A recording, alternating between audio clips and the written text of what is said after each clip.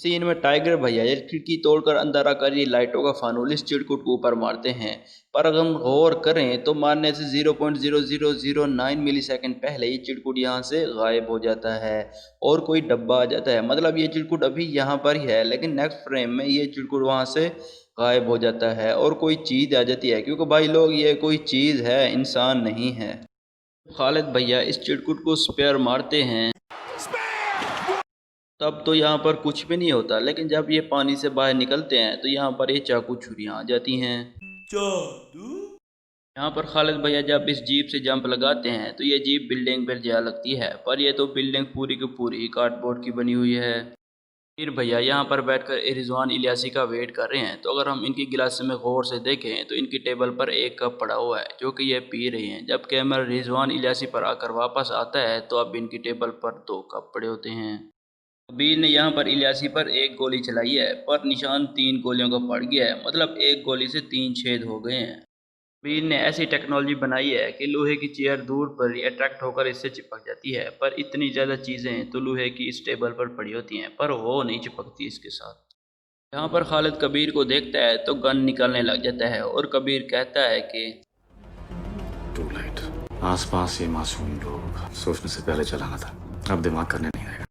Train भी जा रही है और कबीर भैया भी अकेले खड़े हुए हैं और इन्होंने अभी अभी अपने नेक्स्ट टारगेट का बताया है कि बचा सकते हो तो बचा लो, तो भाई इन्हें अभी गोली मार के उसके नेक्स्ट टारगेट को बचा लो ना, पर नहीं। यहाँ पर कबीर ने नैना को फिरोज के पास भेजा है कि जाकर ये पेन ड्राइव उसके लैपटॉप में लगा दो और 30 सेकंड में ये सारा का सारा डाटा इस पेन ड्राइव में आ जाएगा। पर नैना ने तो पेन ड्राइव लगा दी लेकिन उसने ये नहीं देखा कि लैपटॉप ऑन है, क्योंकि उसने सिर्फ पेन ड्राइव लगाई है, उसने ये नहीं देखा कि लैपटॉप ऑन है या ऑफ है।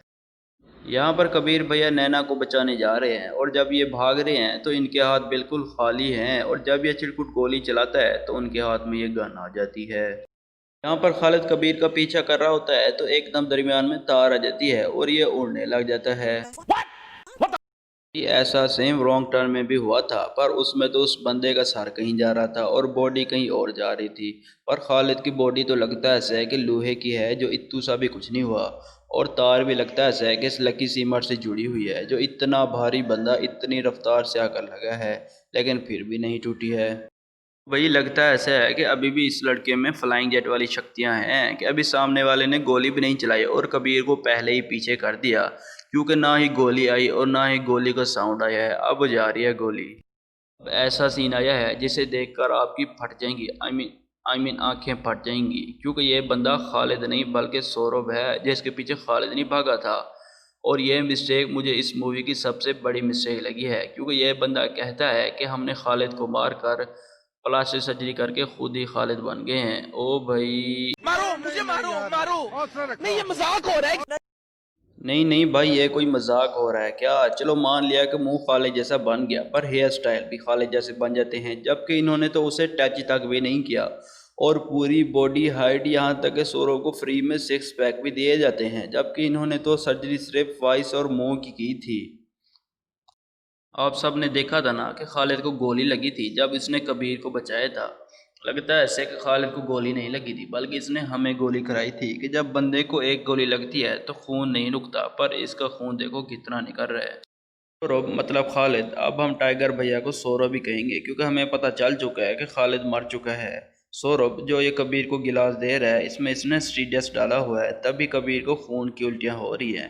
पर अगर हम गौर करें तो ये गिलास चकाचक खाली है। यहाँ दिखाया गया है कि कबीर भैया का दी एंड हो गया है, पर थोड़ी देर बाद वो उड़ते हुए आ जाते हैं और कहते हैं कि मुझे अदिति ने पहले ही उस टीडीएस का एंटीट्यूड दे दिया था। अगर भाई उसने एंटीट्यूड दे दिया था तो इतनी खून की होलियाँ क्यों मुंह से आ रही थी? अब कबीर को इलियासी की लोकेशन पता चल गई है और इससे ये भी प्रूफ है कि वो यहाँ है और कर क्या रहे हैं, तो अपनी आर्मी को इन्फॉर्म कर दे। पर ये तो अकेले ही आ गए यहाँ पर, और अकेले भी ऐसे जैसे इजी मोड पर गेम खेल रहे हैं कि चलती चलती गोलियां चलाई जा रहे हैं और ये सब मरी जा रहे हैं। मुझे तो ये समझ नहीं आती कि इन चुटकुटों को गुंडा कौन हायर करता है। अब सिर्फ 2 सेकंड में यहाँ पर मिसाइल टकराने वाला है और उतनी देर में मतलब 2 सेकंड में कबीर भैया शिप की बेसमेंट भी चले गए और वहाँ से गाड़ी लेकर निकल भी गए। भाई मुझे तो लगता है ऐसा है कि कबीर भैया कबीर होने की एक्टिंग कर रहे हैं, असल में ये कृषि हैं।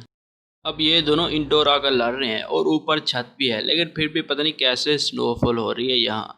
भाई ये फाइट देख कर तो मुझे रियली ऐसे लग रहा है जैसे फ्लाइंग जेट वर्सेस क्रिस चल रहा है, क्योंकि दीवार से टकराते हैं तो दीवार टूट जाती है और सारे पिलरों से लगते हैं तो पिलर टूट जाते हैं, लेकिन सारे नहीं फूट रहे। तो भाई सुपर हीरो फाइट हुई ना। अगर हम जैसे बंदे फाइट करें ना तो ऐसे ऐसे घुंघरू टूट जाएंगे जो कभी लग भी नहीं सकते।